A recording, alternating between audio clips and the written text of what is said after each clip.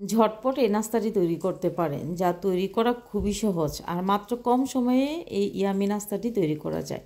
ছোট বড় সবাই পছন্দ করবে, খেতে এতটাই ভালো লাগে। তো 1 পিস চিকেন দিয়ে আজকের রেসিপিটি তৈরি করব। চলুন দেখে নিই রেসিপিটি। এখানে হাড় ছাড়া মুরগির মাংস নিয়েছি, আর হাড় ছাড়া মুরগির মাংসটাই নিতে হবে। তো মাংসগুলোকে ছোট সাইজ করে কেটে নিয়েছি। আপনারা চাইলে আরেকটু বাড়িয়ে কমিয়ে নাস্তাটা তৈরি করতে পারেন। তারপর এখানে একটি পাত্রে নিয়ে নিচ্ছি, নেওয়ার পর এখানে দিয়ে দিচ্ছি একটি ডিম। ডিমটা আমি ছোট সাইজের নিয়েছি, যেহেতু এখানে চিকেন কম তাই। তারপর এখানে দিয়েছি কালো গোলমরিচের গুঁড়া, চিলি ফ্লেক্স, লাল মরিচের গুঁড়া, স্বাদ মতো লবণ। তারপর এখানে দিয়ে দেবো এরকম 2 পিস রসুনের কোয়া কুচি করে কেটে নিয়েছি। মেয়োনিজ দিয়ে দিচ্ছি 1 টেবিল চামচ। তারপর এখানে দিয়ে দিচ্ছি আধা কাপ ময়দা। দিয়ে খুব ভালো করে সম্পূর্ণ উপকরণগুলো মিশিয়ে নিতে হবে। আপনারা এখানে ময়দার পরিবর্তে আটাও ব্যবহার করতে পারেন, তবে আমার কাছে মনে হয় ময়দা দিয়ে এই নাস্তাটি তৈরি করলে খেতে আরেকটু বেশি ভালো লাগে। তো খুব ভালো করে মিশিয়ে নিয়েছি, আর মিশিয়ে নেওয়ার পর রেস্টে রেখে দেওয়ার কোনো প্রয়োজন নেই। আমি সরাসরি এই চিকেনগুলো ভাজা করে নেব। তো কড়াইটা যখন গরম হয়ে গেছে তখন এখানে অ্যাড করেছি বাটার, আর বাটারটা যখন গরম হয়ে গেছে তখন আমি এই চিকেন চাপটা তৈরি করে নিব। চিকেন চাপ তো আপনারা অনেক খেয়েছেন, তবে এরকম করে চিজ দিয়ে চিকেন চাপ তৈরি করে দেখবেন।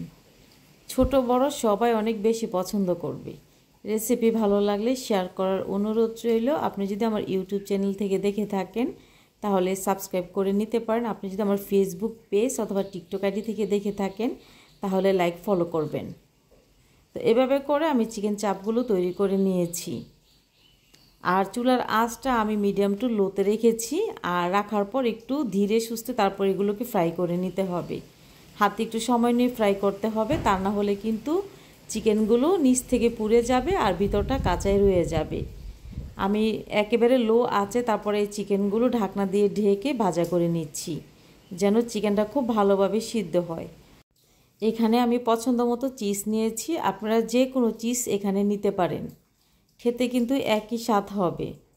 আর চিজ এমনিতেও খাওয়া ভালো, আর বাচ্চাদের ক্ষেত্রে তো আরও বেশি ভালো খেতে পারলে। যে খাবারগুলোতে চিজ ব্যবহার করা হয় ওই ধরনের খাবারগুলো বাচ্চাদেরকে খাওয়ানোর চেষ্টা করবেন, কারণ এই চিজের মধ্যে প্রচুর পরিমাণ প্রোটিন থাকে আর বাচ্চাদের ক্ষেত্রে অনেক উপকারী। তো আমি বেশিরভাগ সময় চেষ্টা করি এরকম চিজ দিয়ে খাওয়ার জন্য। তো এখন আমি চিকেনের উপরে চিজটা দিয়ে দেওয়ার পর আবারও ঢাকনা দিয়ে ঢেকে দিয়েছিলাম একেবারে লো আছে। তো যখন এরকম নাস্তাটা আমার রেডি হয়ে গেছে তখন প্যান থেকে তুলে নিচ্ছি। দেখে বুঝতে পারছেন যে মাশাআল্লাহ দেখতে ঠিক কতটা সুন্দর হয়েছে, আর খেতেও অনেকটা ভালো ছিল। আশা করছি আজকের রেসিপিটি আপনাদের কাছে ভালো লেগেছে।